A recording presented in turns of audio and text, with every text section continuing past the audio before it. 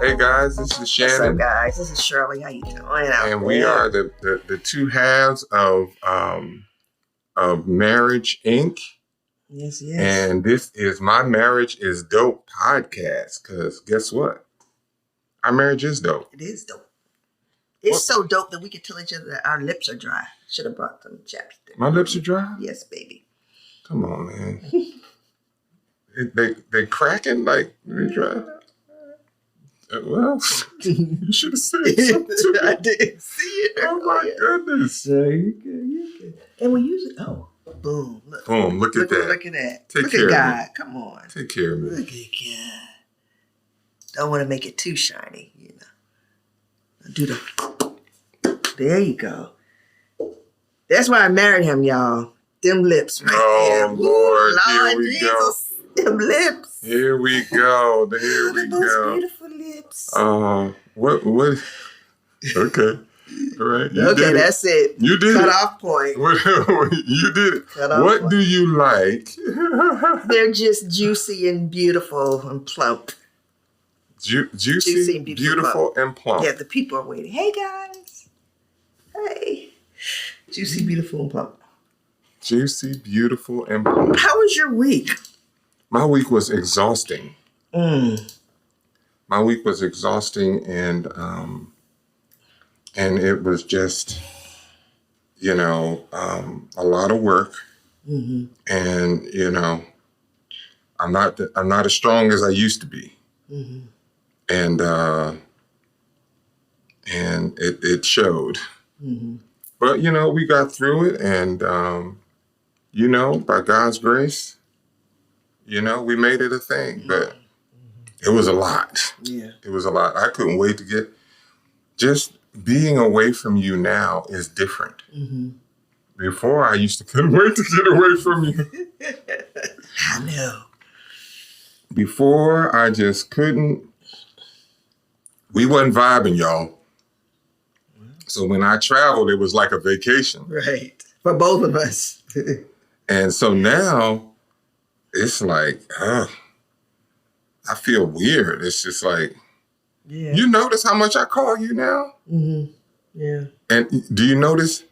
I still don't eat. Well, I hate eating, right? But yeah, it's different, bro. Yeah. Yeah, I had a rough week. Kind of rough week. Like my ADD, it was just a lot going on. I was literally all over the place. My ADD is just going crazy. And I've been going to bed super duper late with you not being here. Mm. Like I'm just like going to sleep at 1, 2 in the morning. It's just been ridiculous. And my and my body is just it's telling, very telling. So why do you do that? What is it about me not being home that makes you this? I mean, because you're safe. Your son is here, right? But what is it what do you think that is? Your presence. Your presence is safety for me. Your presence is comfort for me. And as you know, I thoroughly enjoy being in your presence. So when it's not there, something is missing. And yeah. Oh, that's nice. A little discomfort. I mean, it's not nice, but yeah, I know what you mean. You know what I'm saying? Yeah. That's nice to hear. Yes. It's nice to hear. So we guys, listen, we have gotten so much information. I'm trying to get these comments jumping off. We have gotten so much. We've just gotten literally inundated with DMs and comments and questions and inboxes and right. And one of the things that we are hearing a lot about and that we experienced is really our sex life has gotten, well, first of all, our sex life has gotten better. But there was a point in time where she could not, I was just a whiny baby. Right? Like it was great in the beginning. Well, it was great when we were dating. That's what I'm saying. That's what I'm saying in the beginning. I went for full disclosure, not in the beginning of our marriage. Oh, right. In the beginning of when dating. we got together. Right. Oh, Lord Jesus. Yeah. Like, I thought there was a time where I was just like, I'm not going to be able to keep up with this woman. That's what I really, really thought. And then it transitioned to... I wasn't going to be able to keep up. Mm-hmm. And then it transitioned to, why aren't we having sex enough? Mm-hmm. And I began to feel very, very, very disconnected in that way. Mm-hmm. And then it went to not wanting to touch each other at various times. Right. Then it went to, remember that little time? I don't know what that was about, but my testosterone went really low and I was getting shots and doing all this stuff to raise my testosterone levels. Mm-hmm. I was experiencing low T, right? Yeah. And then the illnesses that came up, right? First cancer diagnosis, congestive heart failure, then second cancer diagnosis. Mm-hmm. As a matter of fact, the second cancer diagnosis was prostate cancer treatment, prostate cancer. And I was trying to make sure that the that my treatment, I kept asking the doctor, is my stuff gonna work? Yeah. Right? Yeah. And because even if sex was not bad, it could have eventually got better. Mm-hmm. So I was like, well, I was trying to be proactive, preemptive. Yeah, for sure. And so we dealt with real stages, like a lot of you all have or are or will experience. I mean, I don't want to wish that on anybody. Yeah. I don't want to wish, but if you're together long enough, life happens. It just does. And so it's good to think about these things and as much as you can, be prepared for them, right? Like what do you do? How do you handle it?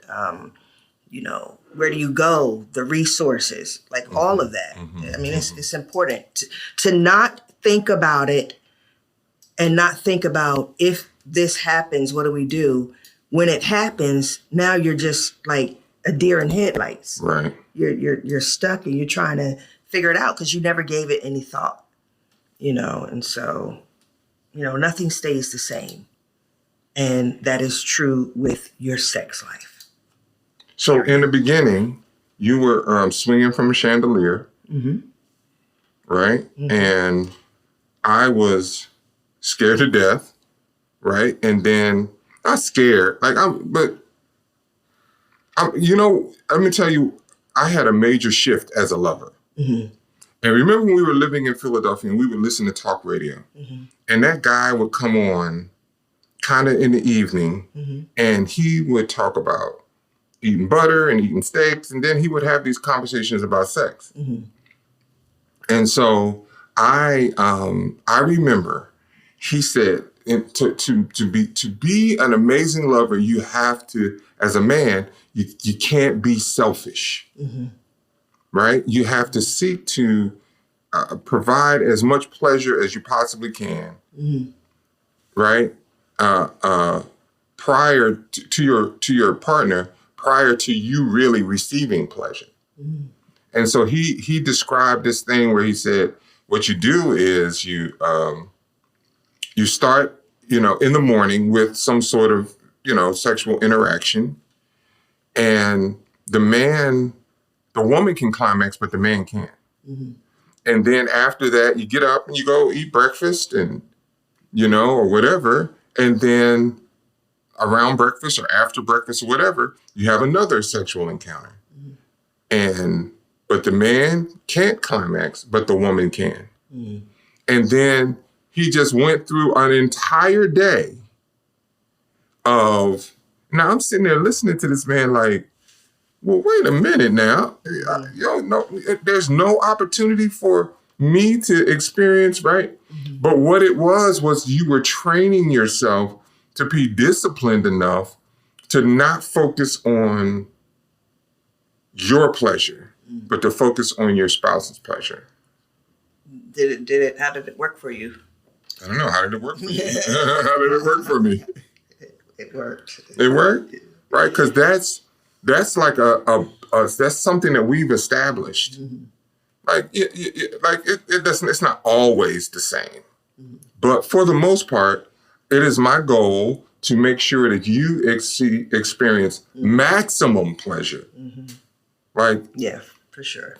I cannot have experienced any more pleasure. I don't want no more pleasure. Yes. And then the focus shifts to me.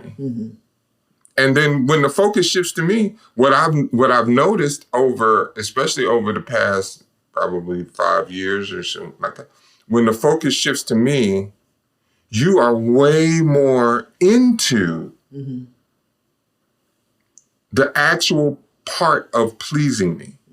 And let me tell you, guys, if y'all don't know, ladies that are listening, one of the worst things that a man can experience is the thought that his wife is not enjoying, his partner, his wife, his lover is not enjoying the sexual experience that's going on in a particular moment.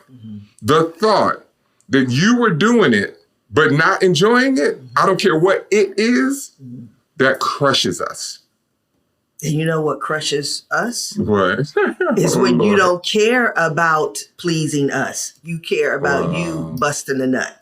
Right. That crushes us, right? Because that makes us feel like, hey, we're just a piece of meat. We're just here to satisfy your needs. As if we don't have needs, as if there's not an ending that we want to get to and experience and enjoy. And like the enjoyment just isn't having your penis in us. And a lot of men think that. Stop. That is what we think. But why? Listen, because of what we did in the neighborhood, watching pornography, like all these different things, it was like, oh, well, if a hard penis is in a wet vagina or a lubricated vagina, that means something good is going on and you should be enjoying it. Why aren't you? Like, I remember just just some comedian talking about things, and it's like, I got mine. Why didn't you get yours? Like, I got mine. Yeah. But why didn't you get yours? I mean. So it's so interesting because whatever your ending is as a male, like as a young male, you never thought to ask the young lady that you were with or to see if she had the same ending. Like you didn't care about that? It's not that I didn't care, but I definitely didn't think to ask. I didn't. Yeah. I didn't. I mean, if I had to be honest, I didn't think to ask. And I was very intentional about learning how to be a lover. Like, I was very, very, very, very, very intentional about making sure. Yeah, I'm trying to change. Well, and I know we said this before, but this is just so important because people are having challenges in this area. Just because you've had a lot of sex, just because you have been wonderful for whomever you were with, doesn't mean that the person you are with right now is pleased. Sex and money are like the two hardest conversations to have. Yes, but I would agree. The most needed conversations to have. And I'm talking about the pre-conversation, right? And then not the, what do you like? What do you like? Yeah, because we do that. We will spend. That was a fun part of dating. It was like almost like you reading the menu. Like, okay, you like like this. You asked a certain questions. Right. And I remember, if you remember, I remember early, like if a woman providing oral sex to me was off the table, she wasn't somebody I had. So I had to, investigate. And now I'm trying to find out your level of freak and see if it meets not what I'm into or anything of that nature. It's what's in my head. Like this foolishness that's in my head of, right? But so how do you differentiate foolishness or no, it's something I really do? Well, I mean, the reality was, I ain't gonna be no 4-round guy.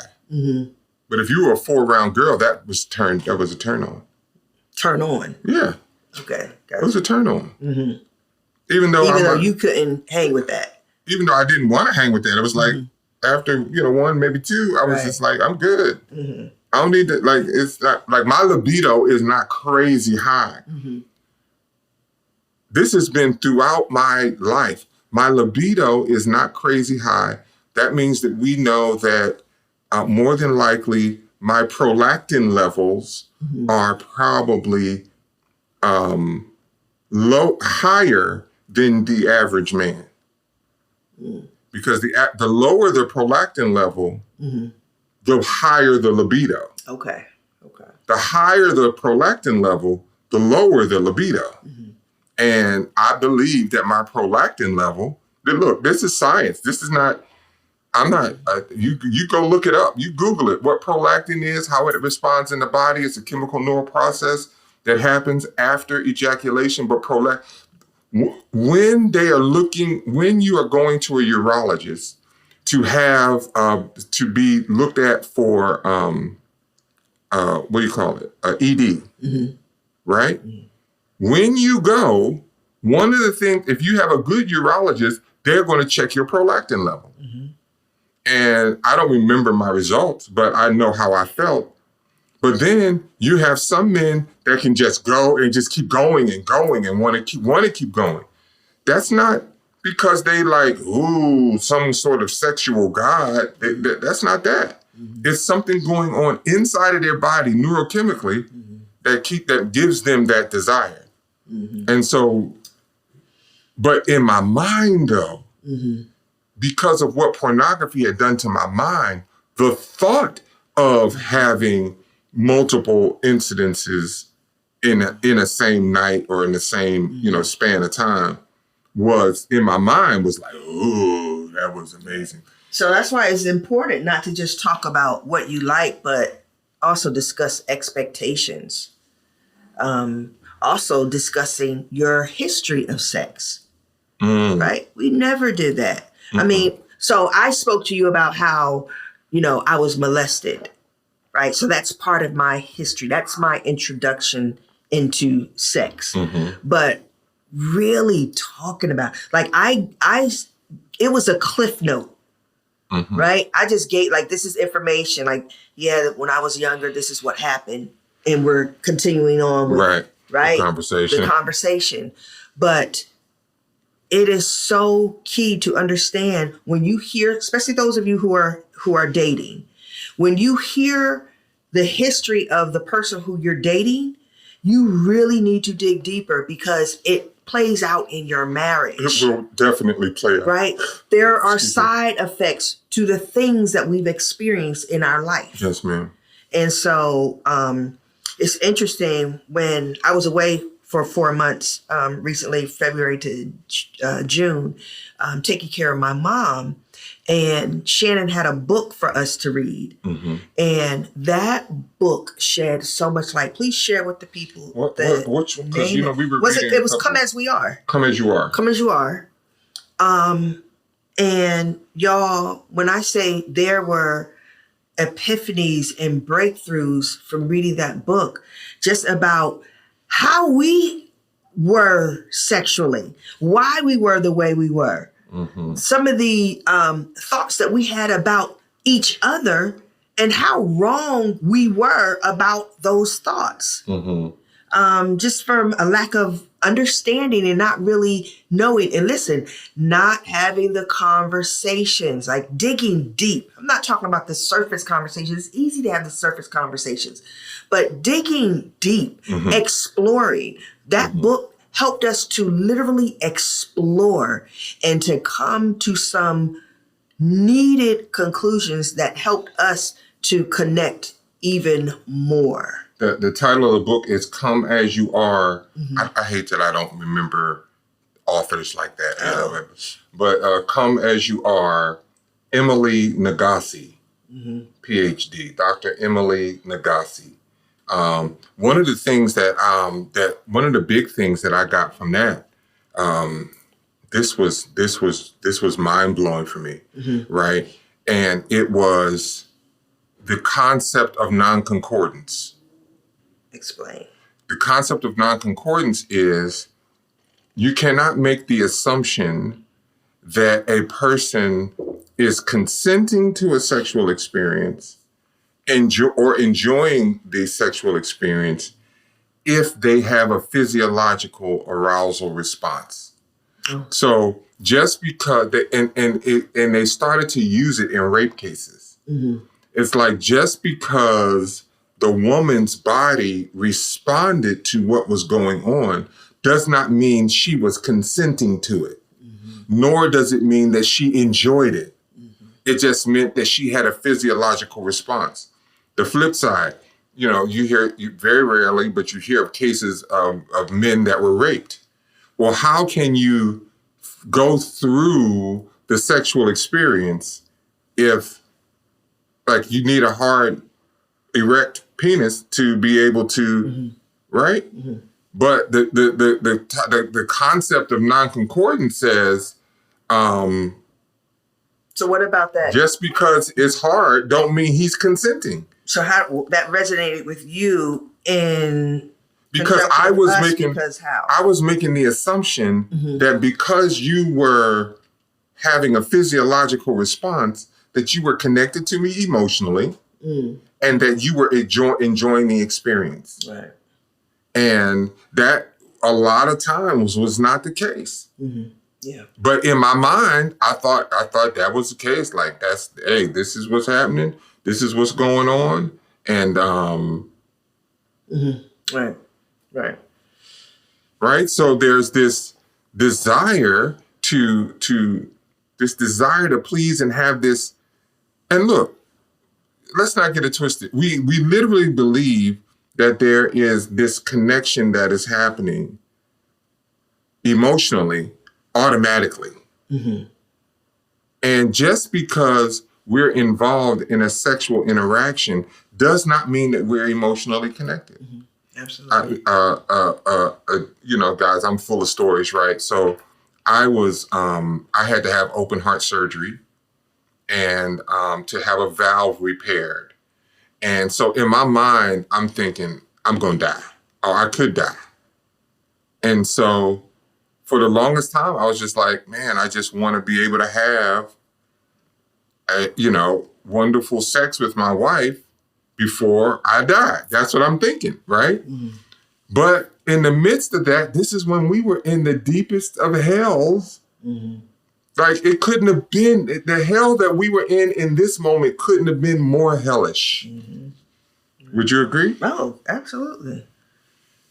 And so I remember I had to wash with this soap. And after that, I couldn't really touch you. I had to wash with the soap, put on some clean pajamas, and go to bed. Right? And so I took a regular shower, and then the goal was for us to interact. Let me tell you, y'all, I'm going to tell you something. I'm going to tell you the truth. That was some of the best sex that I had experienced in my entire life. I was like, my mind was blown. I was like, if I'm going to die, this is the way to die. Mercy. This is how you die. This is how you're supposed to die. Right? So we had that great sexual experience. I went on the next morning I took my that shower with the special soap, went on the next morning, had my surgery, came out of the surgery, and God blessed, right? Mm-hmm. So hear this one. Hear this one. This one right here, right? So we're having a conversation afterwards. Mm-hmm. And I had gotten home, I was recovering. Honestly, it was a blessing that I had. I don't know if you remember the blessing, but it was a blessing that we had this conversation. Because it got real heated. It got real heated. Yeah. And remember, I got very emotional. But it made me cough and move your lungs. Move my lungs, right? But so we're having this conversation about that evening. And she tells me that when she was making love to me that night, before I thought I was going to die, she's a savage. She said it felt like rape. And I said, I'm not going to say it on here, right? But I used the F word. I was like, F you, Shirley. Oh, I was so angry because that was just, I thought it was mean. I thought it was insensitive. Mm-hmm. All these things I thought, but the only thing that it was the truth. Mm-hmm. And what I was feeling in the moment, because people are like, well, how was the sex so good? Because even though I did not want to, I was in a very dark place where our marriage was concerned. Lord knows I still didn't want you to die. And so in my mind, I'm like, well, I want to give my all because we don't know, you're going under the knife. We don't know what's going to happen. Mm-hmm. And, but I still had that other side of the coin where I didn't want to be touched by him. Mm. We were not connected. It was such a lack of emotional connection. Wow. And what some people don't understand, what a lot of men don't understand especially, is that emotional connection is almost, for some women, that emotional connection is absolutely critical. Mm-hmm. That if they are not, if they're not feeling you like that, but what we learned during that same 4 months when we learned about the erotic blueprint theory, mm-hmm. we understand now how important emotional connection is for you. Yeah. Yeah. Right? But there are, I didn't want to get too far ahead, but since we're here, right? That emotional connection was critical for Shirley. Mm-hmm. And we learned, we came across a concept, a series on Netflix, and it really dived into this kind of sexual revelatory, for us, it was revelatory, mm-hmm. Concept called the erotic blueprint therapy or theory. Mm-hmm. And this was developed to almost not mimic, but there are certain different personality assessments mm-hmm. that place human beings in quadrants to help us understand each other and how we're wired. Right. Well, the erotic blueprint theory does that for sex and sexual intimacy. Mm-hmm. And there are 5 quadrants. It is the energetic, the sensual, the sexual, the kinky, and then the shapeshifter. Mm-hmm. The energetic is, and I'm going to use some basic terminology here, right? Mm-hmm. So just keep it simple. I don't want to dive too, that's another podcast, right? So the energetic is really about the vibe. Mm-hmm. The vibe is very important. The emotional connection. Are we connected in a non-traditional sexual way? Emotionally, what's the term? Sapiosexual, people who are turned on by the mind and intellect and vibe, right? So that was the energetic. And those people can have almost full body orgasms, like without a direct genitalia interaction, right? Then you have the sensual. The sensual, they are fed by their five senses and the physical environment. So if it's a dirty room, or if it's not, it's a room that's disheveled, or if it's these kinds of things going on, then that decreases the sex and sexual intimacy between with a sensual. Then you have a sexual. A sexual is all about what we understand to be traditional sex. It is penetration, is body parts, is going in and out, and it's ejaculation or climax, orgasm, right? In the truest sense of the word, what we know to be sex, that's what a sexual is. And then you got the kinky, right? The kinky is the person that that is very interested and turned on by and satisfied by that goes outside of the traditional. That is a taboo, or like risque, or something that maybe you shouldn't do, or it's kind of borderline. You got kinkies, that's where their pleasure comes from. And then you have the shapeshifter. Shapeshifter is a person that is a combination of them all, right? And so we learned that Shirley was a energetic sensual, or a sensual energetic, and that I was a sexual, and then sensual. Something like that. I forget what my second one was. And so because we utilize the disc profile of human behavior to help, that blew our minds and helped us understand each other. This was just another edition of something that was just mind-blowing, like, oh my goodness. And I learned so much about her. And then I learned how to then connect with her. I learned now with Shirley, I got to watch my tone, because my tone can destroy the vibe. My tone when I'm talking to her, not about sex, just about anything. Yeah. My tone can destroy the vibe. If I'm not patient with her, destroy the vibe. If I'm not talkative and communicative, destroy the vibe. And you would think, well, what does all of that got to do with sex? Everything. When it comes to her. Right. She has learned about me to have more direct genitalia, sexual, like she makes her body parts available to me, and she enjoys my body parts more because she understands now that for me, that's how I'm wired. So now I'm seeking to be on her level or operate in the area that turns her on. And she's seeking to operate in the area that turns me on. And now there's this synergistic sexual intimacy process that is taking ours. Last night, man, I mean, I ain't gonna say nothing too much, but that was, that was something, man.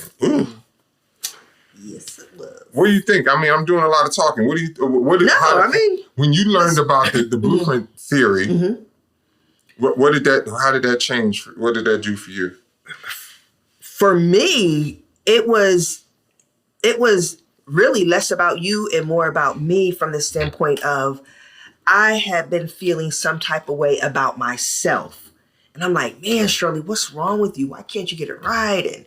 And because sex is one of the challenges that we've had throughout our marriage for whatever reasons. I mean, we know what the reasons are. And so some of those reasons, right, 100% legit. How I learned about sex was unhealthy. So I had just had a whole thing about trusting men and sex and all of that. But as I'm been growing and maturing and wanting to meet that need, because his libido is not high, but my libido is low. And so I've been trying to be proactive, or not trying, I've been working on being proactive and not on my time, but saying, hey, we can't go a month and Shannon can't go a month, right? So, but it also helped me to understand, the blueprint helped me to understand that when I always used to say, I'm not that person who I can just have sex. Like, we can be upset and I can have sex and then we're still up. Like, I'm not that person. It literally is an emotional thing. And, at one point I thought it was all women, but of course it's not all women, because I have friends who, they can just have sex whenever we angry, whatever. They can do that. But I'm like, okay, I'm not that person. But I used to beat myself up for not being that person. Right. And the blueprint helped me to see, no, this is how you're wired. It's nothing wrong with you. It was such an epiphany and like a weight that fell off of my shoulders. And so it just helped me to be freer in my sexuality, in our interaction. And so I, for me, it was just a game changer, because mindset is everything, and what we think about ourselves, it plays out. And so that insecurity played out in our intimate interaction. So listen, listen, so the thing that happened for us in that 4 months is we probably started communicating. And look, we were communicating during a time that was very, very hard for you. I want to publicly applaud you. Hey, listen. I want to publicly applaud you, right? Because you didn't have to have those conversations. You could have really, it would have been completely justified in not wanting to have those deep, serious conversations, listen to no book, take no assessment. You didn't have to do any of that, but you did. And that communication, I think, was a part of the building of the emotional connection that we are experiencing now. Oh, 100%. I it's so interesting. I went to just visit my mother. I did not go to stay. And I ended up staying for 4 months. And when I say the blessings that came from that, was it heartbreaking? Absolutely. Watching your parent transition is not an easy thing. And as her primary caretaker, I'm there 24/7 practically. And my cousin Jocelyn was with me. I always got to say that, and my cousin Jeanette and my siblings. But anyway, but as her primary caretaker, the energy that it took. But when I say God came through with the growth and the healing in those moments on different levels, with my mother and I, closer to a couple of my siblings, the connection that my cousin and I, we hadn't spent time like that together ever. And just, getting to know different aspects of each other, and what happened with you and I. Like it really was amazing. Right. It really was a blessing. It was a high level. And look, life was happening. These are the life changes, right? That happen. And thank God you had great pregnancies. But we know people that have had pregnancies that were very, very brutal for them.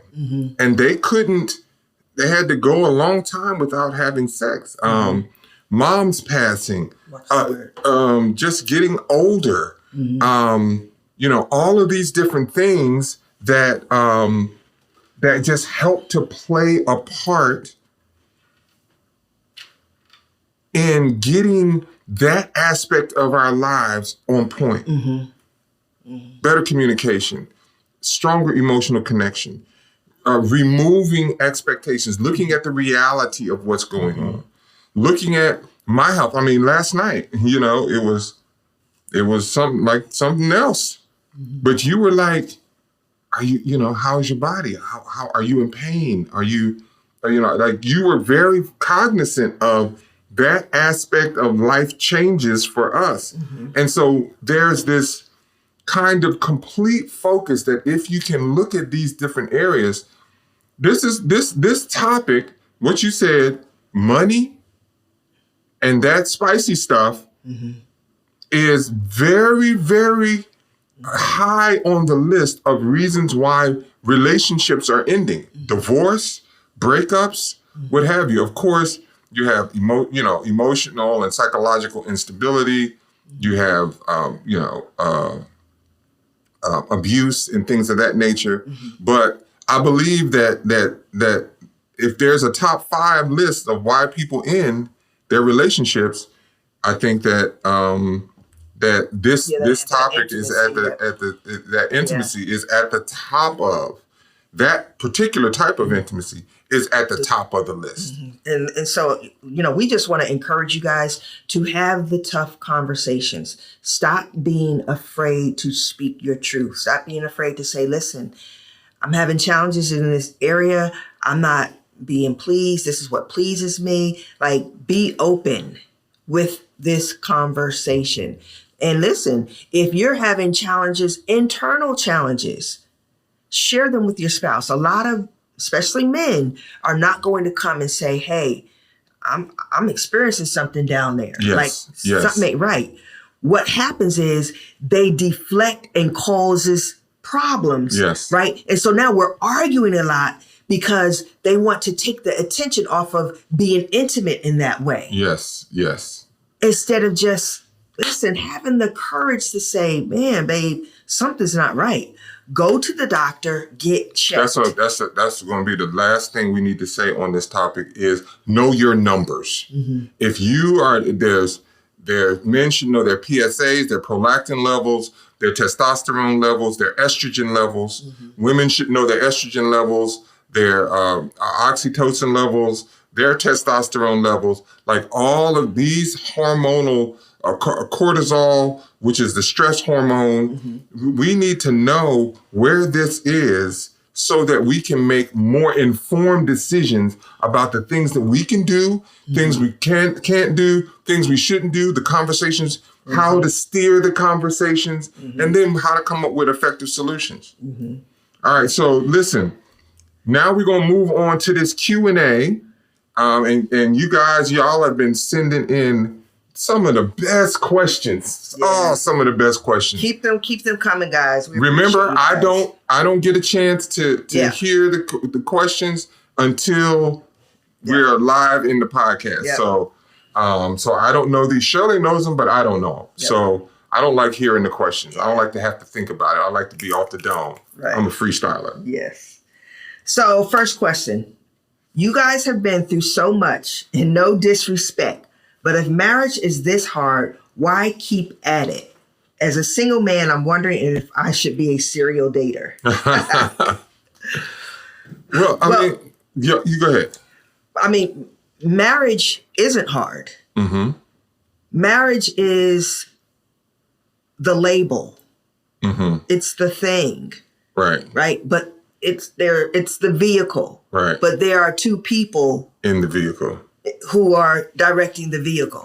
Right. So we have to stop with the marriage is hard. Marriage is not hard.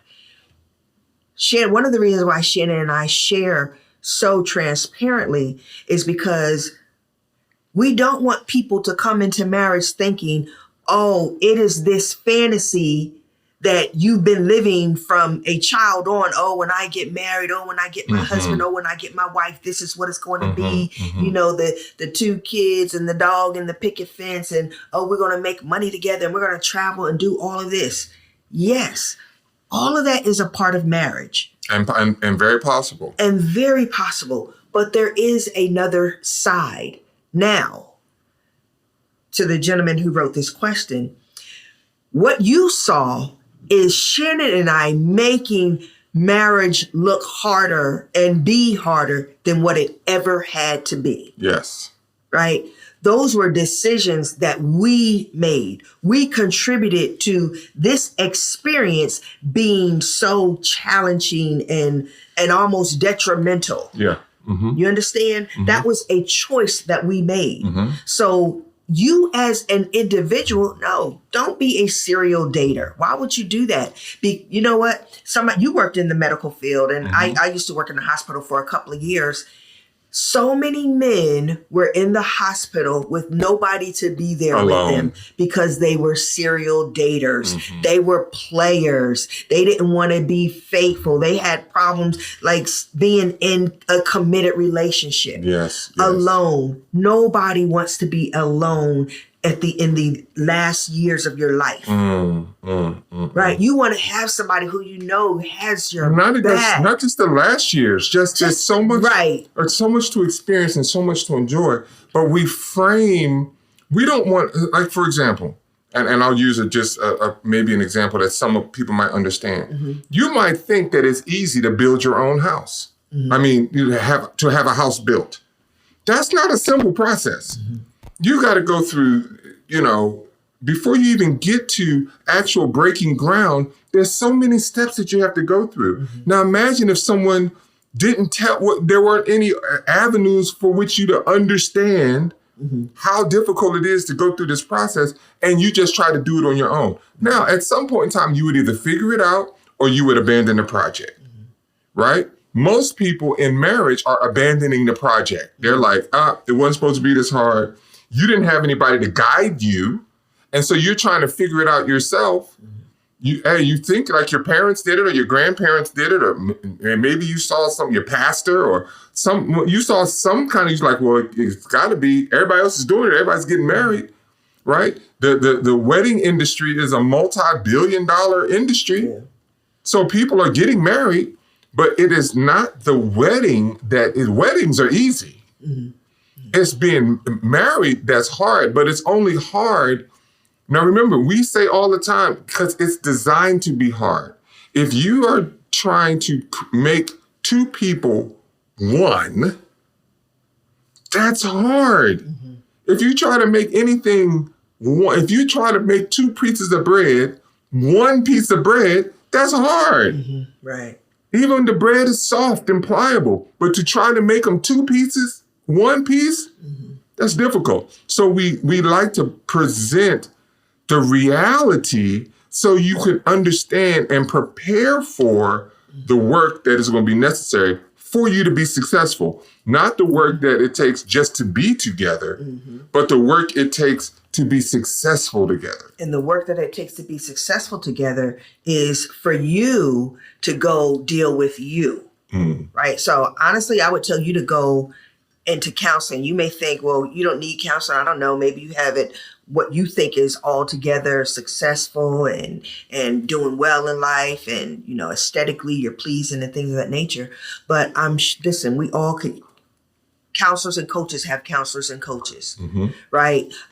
So I would encourage you just by asking this question, right? Lets me know that there are some narratives that you have about marriage, and maybe you hadn't seen the best relationships, right? Which means you don't have the tools to create the best relationship. Right. And so if I were you, I would go to seek therapy and just to get to know you better, right? Just to get to know you better and to work through some challenges that may come up that you don't even know that you have. Thank you for the question. Yeah. For those who don't know, this is the My Marriage is Dope podcast, and I am your host, Shannon Austin, along with my amazing and beautiful co-host, Shirley Perry Austin. Big Cheryl, they call her, Coach Cheryl. And we are here.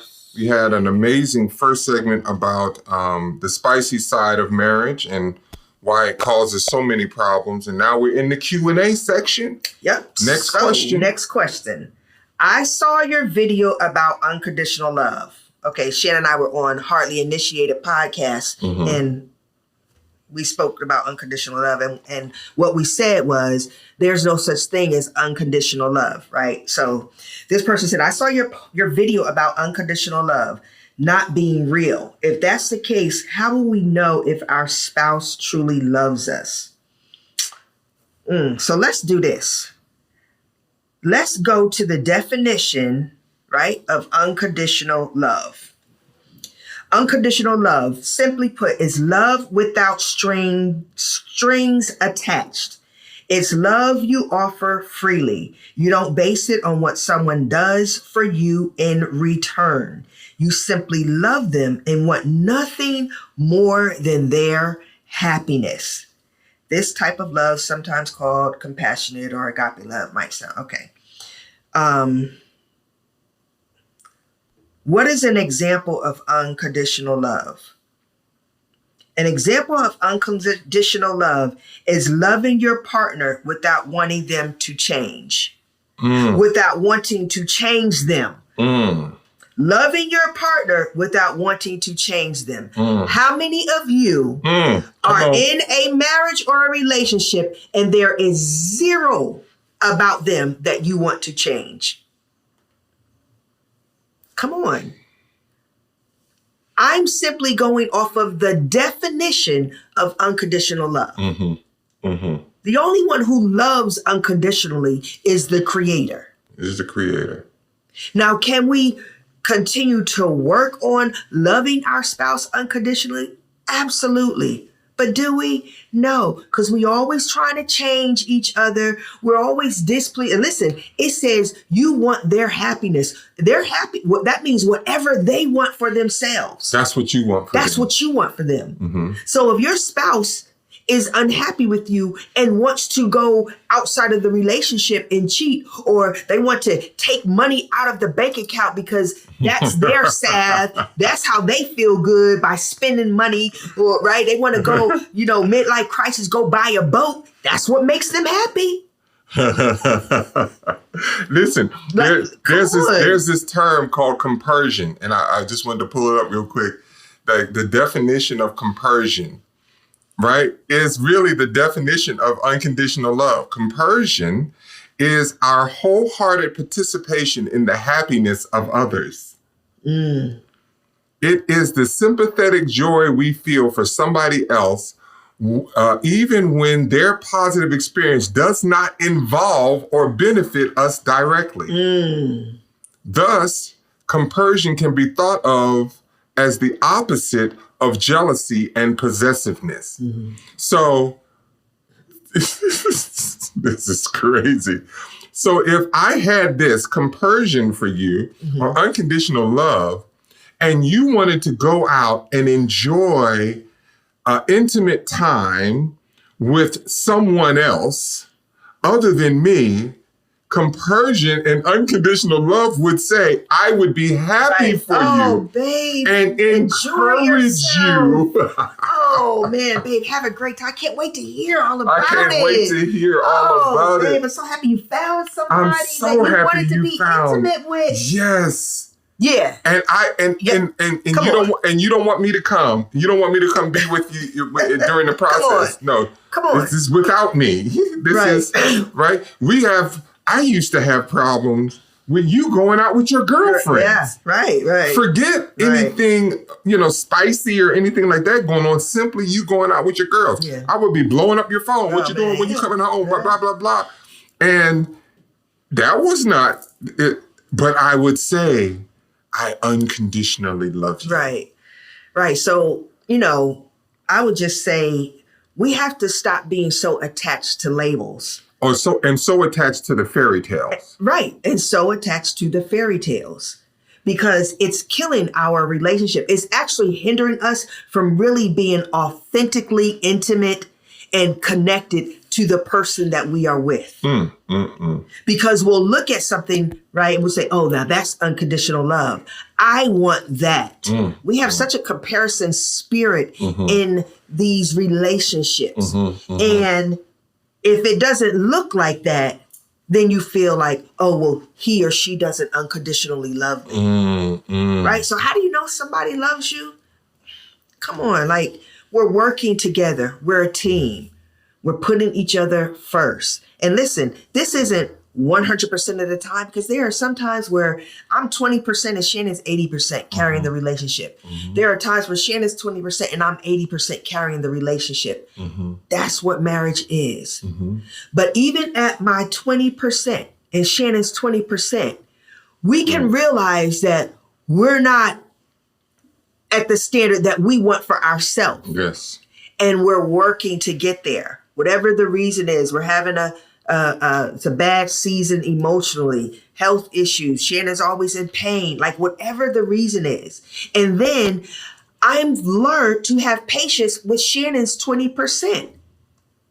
I've learned that to ask questions. I always say you have to have an exploratory mindset, right? Because in the past, Shannon would give me a certain energy and I would match that energy. So now we have this fire energy going back and forth and nobody's winning. Nothing's getting accomplished. We're becoming more and more disconnected. And I'm like, well, hell, is that the goal of this union? Right? The goal is to become connected. So when Shannon's feeling some type of way and I feel an energy from him, now I'll ask, babe, are you okay? How are you feeling? What's going on? You know, anything you want to talk about? Right? I ask the questions to give him the opportunity to say whatever it is.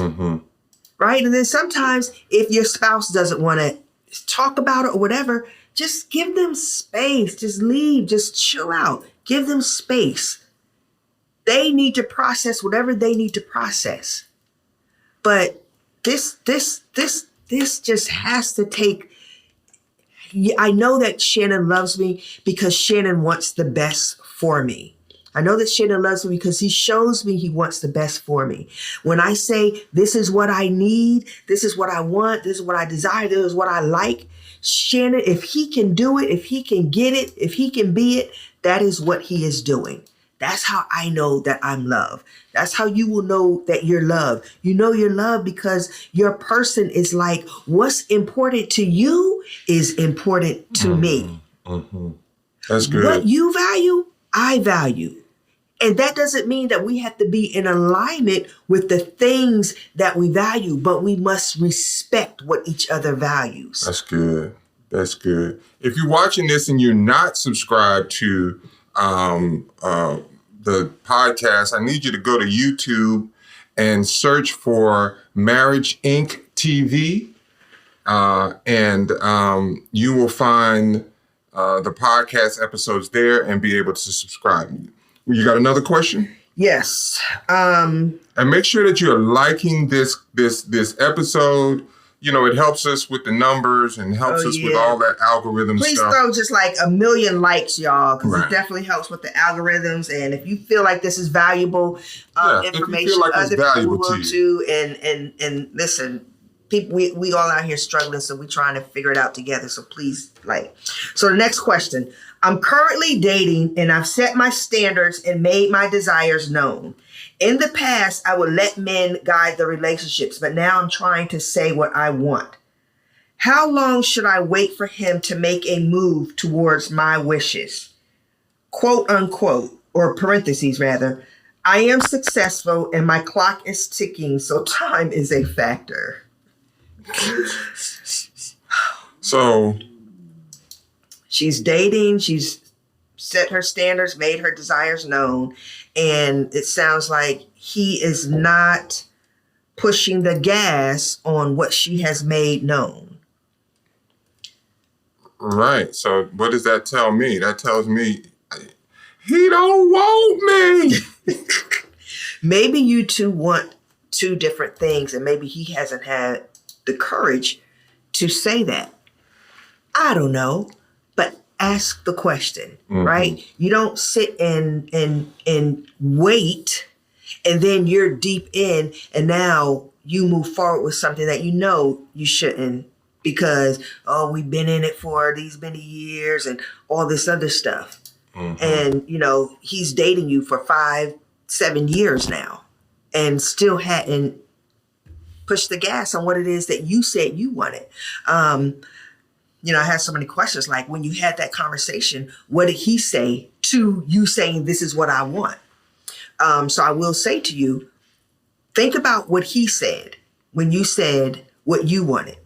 And if he was in alignment with what you said, but his actions are not, you have to believe the actions. Right now, again, also, You said it, but how long? Because you said the clock is ticking. So a lot of times when the clock is ticking, you're putting a rush on something. So it could have been just a month ago that you had this conversation. And you're sitting here waiting for him to propose. Right. So we don't know these details. Mm-hmm. But I would definitely, that would be a thing.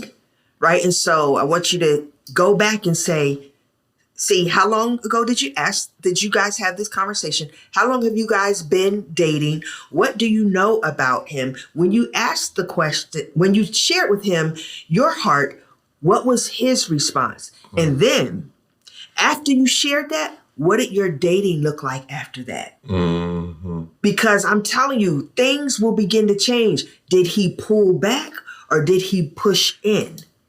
Like, it's, you have to just really be so hyper aware and not so focused on what you want that you actually miss the moments. Mm-hmm. Because if you miss the moments that you're missing, he's telling you, he's showing you what it is that he's willing to give you. And you just got to believe him. And if it's not what it is that you desire, that's okay. That doesn't make him a bad guy. And that doesn't make you a bad woman for not wanting to continue on with him. Mm-hmm. He's just not for you and you're just not for him. We have to be okay. Like, people dating, it's like we have such a hard time letting the person go. Mm-hmm. Like, why would you have a hard time letting somebody go? It's okay. I don't like everybody's cake. I just don't. So there are certain places I'm just not going to go. But guess what? They're making millions of dollars. There are people who like it. Mm-hmm. So let the people who like it go to that cake place. Mm-hmm. I don't have to. Mm-hmm. Right? There's somebody else who is for you and will be in alignment with what you desire. Mm-hmm. But if you don't give yourself the opportunity mm-hmm. for that person to come in because you're just holding on to this person to change. Hey man, that rejection, that's some deep-seated stuff. That's some stuff that's deep down in us that really, really keeps us from being able to have successful interactions. Mm-hmm. Because we're so injured and so hurt. And she really sounds like let me just say this to the ladies. Mm-hmm. A man is going to let you know he wants you. Mm-hmm. It's not going to be any question. You won't have to ask and second guess and wonder. I made it very, very clear to Shirley. Mm-hmm. When it was time for me I'm like, I want to settle down. There was some other potential people that I could suit in the picture. Mm-hmm. I went to them and told them, I found one.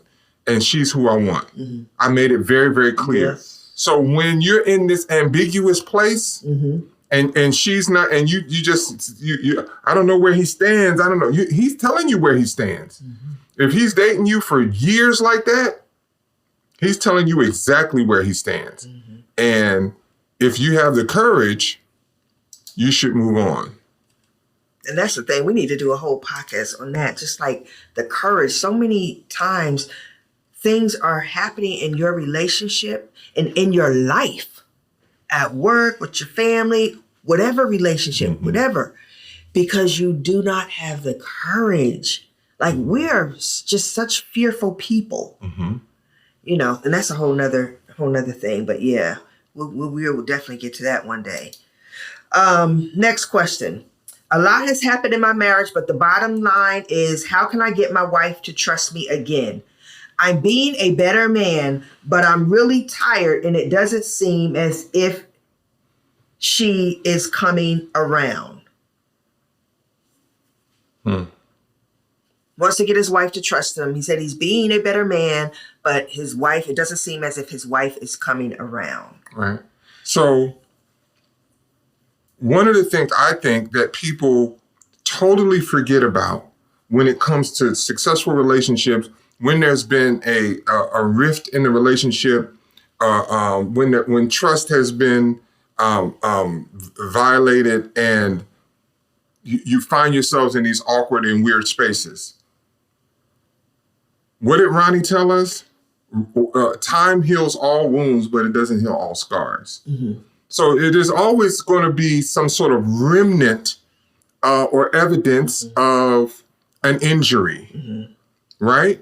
But that doesn't mean it just because that's all superficial. But if we don't introduce time in these equations of healing, then we're going to keep rushing and get frustrated. It took time for us to get where we are right now. That didn't happen overnight. Now, I wanted it to happen overnight, but here, let me tell you, the danger of it happening, come on now, come on. But We're Christians, and we serve a crock pot oven offset smoker God. He's low and slow. But oh, when it comes out, it's so good. What people want is a microwave God. Now, I would want to ask him, which would you prefer? A turkey that's put in the oven and cooked and basted all night at about 200 degrees? Mercy. Or would you prefer me take that turkey and put it in the microwave Right. and get that Billy done in about 35 minutes on high? Right. Which turkey do you want? Right. Patience is a virtue, my people. More often than not, you're going to want that low and slow turkey. Yep. And so, but we don't have the patience for it. We don't, is it done yet? Are we, listen, what the kids, I'm full of analogies. What the kids used to say, are we there yet? They're not paying attention to the journey, the scenery, what this country and the beauty of this country has to offer. All they want to know is, are we there yet? And that's deep, because that means you are missing things along the way. You're so focused on getting the trust back because you think it's going to create whatever narrative you created in your brain instead of focusing on moment by moment with your wife. Hands down. And then you said, right, so Shannon and I always talk about the difference between doing and being. You said, I'm being a better man, but I'm really tired, right? And it doesn't seem as if she is coming around. Sometimes there is burnout in marriage, right? That burnout in marriage is real. You get tired and you want to give up and you want to throw in the towel. But when you know who you are and you are being something simply because it's who you are and not to get something, it helps the longevity of you continuing to simply be. But when you're looking to get something, i.e., it doesn't seem like she's coming around, then that's when we throw in the towel and we want to give up. I've been doing this for the last 2 months and you've not thus and so. Your focus is on what you're doing instead of, man, let me just connect with her heart. Let me love her how she needs to be loved. Let me make sure there is security and safety here, heart-wise, not just financial and physical, heart-wise. Let me make sure I create a safe space for her to share her heart and to be vulnerable and be open. Let me see what intimacy is for her. Let me make sure I'm pleasing her the way she needs to be pleased. That is you just continuing to be the husband that God called you to be in the first place. And look, let me say this. Just put a pin, right? But it's not, he has not decided that this is the man that I want to be. Because if he has decided this is the man that I want to be, then whether she's coming around or not doesn't mean a thing. Right. It has nothing to do, her coming around, you come around or not. But this is who I've decided that I'm going to be. These are my core values. This is how I'm going to present myself to the world. And, and so he hadn't decided that. He hadn't decided that. He's still trying to do. He is still trying to, it's still transactional for him. Right. If I do this, I'm going to get this in return. Exactly. And as a result of that, he's actually introducing more stress into the marriage because he is responding a particular way, which then lets her know, well, you still don't get it. Exactly. You're still the same. You still don't care about me. It's still all about you. Yep. Right? So, bro, do me a favor. Decide that this is the man that you're going to be and operate from that standpoint and that standpoint alone. Whether she comes along or not is irrelevant. If she leaves, if she decides to leave, you will still be this man that you're cultivating right now, that you're developing. Right. If y'all break up, God forbid y'all break up. We are not proponents of that. But hey, now you're going to be a man that's trustworthy. Right. Now you're going to be a man that shows up and presents himself to his family, to his community, to the world. This is the man that they're going to talk about at your funeral. Who is that? What do you want them to say about you at your funeral? And just focus on being that man. Mm-hmm. Yep. Does that make sense? Right. And you know, it just made me think of, there was this basketball player years ago. He built his dream house and it took years. Dream house, everything he ever wanted. And I remember the clip of him in his yard weeping. It took seconds, like minutes, for that dream house to burn down. Wow. You understand? So this trust that you're looking for, trust is something that is earned. You know, we do trust backwards, and that's a whole other podcast too. It's like we do trust, we do it backwards. Trust is something that is earned. I have to be in a space where I know because of your actions, you are trustworthy and I can trust you. That takes time. But whatever you did to kill her trust, a moment. Moment. That's it. So listen, guys, this is good. It's good. This is good, man. This is good. Q&A. Amazing. Keep your questions coming. You can DM us on TikTok. You can DM us on Instagram. You can go to this podcast episode and comment below with your question. We're checking everywhere. You can go to our Facebook group, Facebook Marriage Inc. Life, Love, and Marriage. You can go there. We want more and more questions because this engagement is important, and people are hopefully we got to tell these folks to tune in because we're going to answer your question. Yep. Guys, listen, it's your questions that we're answering. So please send your questions in. And people have been asking about the merch. Yes, this isn't just what we wear. It's on the site so that you can wear it too. So you can go to the website and get it. Also, my book I just dropped, Wife You, the ABCs to winning his heart. It's just research, talking to men over the years. I've been able to put together A through Z. Read the book and listen, get the book for your girls. You could do a book club. It's needed. That's what you should do that. I should do that. You should do a book club and meet and say, hey, we're going to discuss. Yep. Thank you, Shannon. And Shannon has husband, so he'll do the book club for husband. For all the husbands. So you got wives, get the book for your husbands. And listen, let's grow. Let's become a tribe, a community, support one another. We don't do this because we've arrived. We do this because God has put us in the position and we have grown and we have the tools that will help you to grow and to heal and to understand each other. And so let's understand and grow together. We appreciate you guys. Appreciate you. Love you. See you on the next one. Love you, sweet baby.